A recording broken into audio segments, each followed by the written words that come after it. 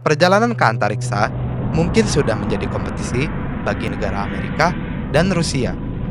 Perjalanan ke bulan, proyek migrasi manusia ke Mars, dan segala macam perjalanan antariksa lainnya yang kira-kiranya mampu untuk membawa manusia keluar planet bumi. Proyek Sputnik 1 Rusia, perjalanan ke bulan oleh Apollo 11, dan masih banyak lagi proyek antariksa antara negara Amerika dan Rusia. Bagi Amerika dan Rusia, perjalanan mengitari antariksa adalah suatu proyek yang harus dilaksanakan untuk menunjukkan betapa mutakhirnya teknologi dari masing-masing negara tersebut. Tapi, apa jadinya apabila dua negara yang bersinggungan akibat Perang Dingin ini melakukan sebuah kompetisi untuk turun ke bawah tanah dan melawan kebiasaan mereka untuk naik ke atas langit? Untuk episode kali ini, kita akan membahas Kola Super Deep Borehole, lubang bumi yang pernah menjadi galian terdalam buatan manusia. Rusia berhasil menjawab kemutakhiran teknologi Amerika dalam kompetisi menggali bumi.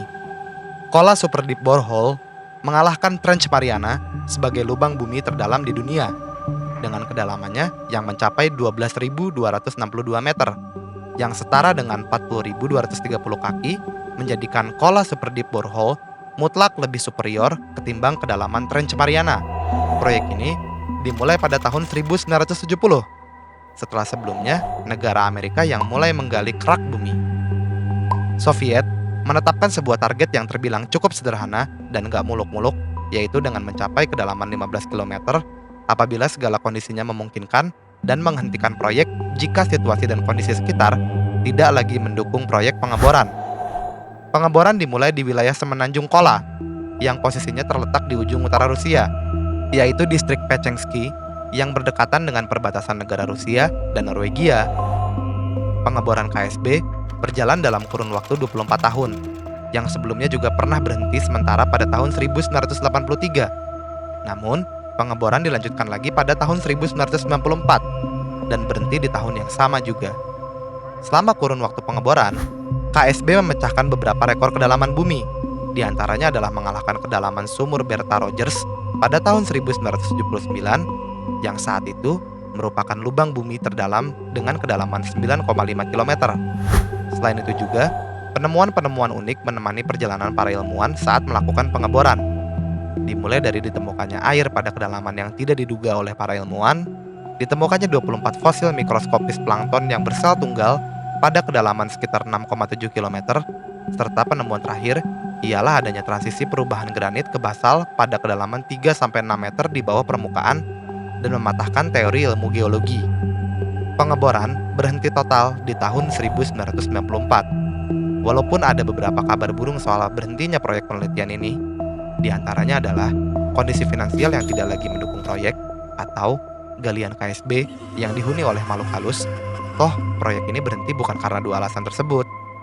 Alasan berhentinya proyek penelitian ini ialah karena pada jarak 1.200 meter, suhu di bawah tanah ternyata di luar perkiraan para ilmuwan, yaitu mencapai 180 derajat Celcius, dan akan sangat tidak mungkin apabila penelitian dilanjutkan. Proyek KSB adalah proyek yang tidak ada sangkut pautnya sama minyak bumi. Proyek penelitian ini merupakan murni karena ilmu pengetahuan. Selama proses pengeboran KSB ini, total pekerja mencapai 3.000 orang, yang diantaranya bekerja sebagai operator mesin, mekanik, dan para ilmuwan yang turun ke bawah. Kondisi di kawasan pengeboran KSB hari ini sudah tidak lagi seperti sebelumnya. Setelah berhentinya penelitian bergengsi ini, kawasan di sekitaran KSB sering sekali terjadi gempa dan masih menyisakan tanda tanya. Dan jika kalian semua punya kesempatan untuk mengunjungi daerah penelitian tersebut, sekarang hanya ditutup oleh sebuah metal yang berada di fasilitas yang sudah sangat lama sekali terbengkalai. Oh iya, gimana nih menurut kalian? Bakalan ada penemuan apa lagi ya seandainya proyek KSB ini dilanjutkan? Walaupun proyek ini berhenti, tapi tetap kok jasanya sangat berguna dalam dunia ilmu pengetahuan.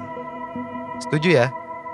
Sebagai penutup dari episode kali ini, seperti biasa, terima kasih bagi kalian semua yang sudah meluangkan waktu untuk menonton video kita.